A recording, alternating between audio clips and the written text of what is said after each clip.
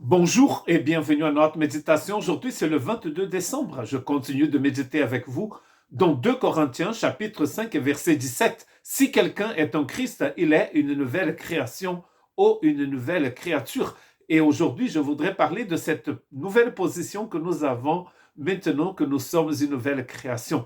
Et vous allez remarquer que ce qui écrit Pierre dans 1 Pierre 2, 9 n'est pas seulement pour les Juifs, mais pour tous les peuples. Il est en train de parler, bien sûr, le contexte de l'épître, ce sont ces chrétiens qui sont en dispersion dans l'Asie mineure. Et il dit ceci, vous au contraire, vous êtes un peuple choisi, des prêtres royaux, une nation sainte, un peuple racheté, afin de proclamer le louange de celui qui vous a appelé des ténèbres à sa merveilleuse lumière. Il y a plusieurs textes dans l'Ancien Testament où la même chose est dite du peuple d'Israël. Et notamment, une des premières fois, c'est dans le livre d'Exode, dans le chapitre 19, versets 5 à 6. Maintenant, si vous écoutez ma voix et si vous gardez mon alliance, vous m'appartiendrez personnellement parmi les peuples, car toute la terre m'appartient. Vous serez pour moi un royaume de prêtres et une nation sainte.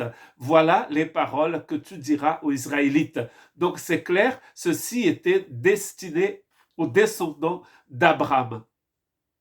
Mais le but de cette bénédiction au peuple d'Israël et à Abraham, le but est clair dans le livre de Genèse quand Dieu a appelé Abraham. Bien sûr que les descendants d'Abraham ont vite oublié cela, mais c'est bien écrit dans Genèse quand Dieu appelle Abraham, il dit en toi, en ta descendance, toutes les familles de la terre seront bénies. Donc vous pouvez répéter avec moi, toutes les familles. Donc, les familles là, c'est toutes les ethnies, tous les groupes ethniques de la planète seront bénis en ta postérité. Et quand vous lisez le Nouveau Testament, vous entendez de la bouche de Paul, un juif, la descendance d'Abraham, c'est Jésus. En Jésus, qui vient de la famille d'Abraham, par Joseph, son père adoptif, toutes les familles de la terre seront bénies. Bien sûr que Marie aussi est descendante d'Abraham. Le but alors de cette promesse, c'est que toutes les nations soient bénies. Et voici que Pierre écrit à l'église du Seigneur de son époque en disant, vous êtes un peuple choisi, vous êtes des prêtres royaux, vous êtes une nation sainte, un peuple racheté. Pourquoi faire? Afin de proclamer les louanges de celui que vous a appelé des ténèbres à sa merveilleuse lumière.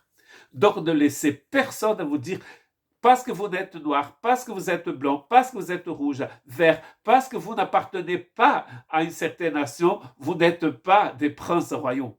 C'est le Saint-Esprit qui nous dit ce matin, qui nous dira tout le temps, nous qui sommes en Christ, juifs et grecs, comme dirait Paul, hommes et femmes, des hommes libres et des esclaves, comme à l'époque de Paul, ou des gens, des patrons et des employés. Nous tous qui sommes en Christ, nous sommes des prêtres royaux, nous sommes le peuple choisi de Dieu, nous sommes une nation sainte, nous sommes un peuple racheté.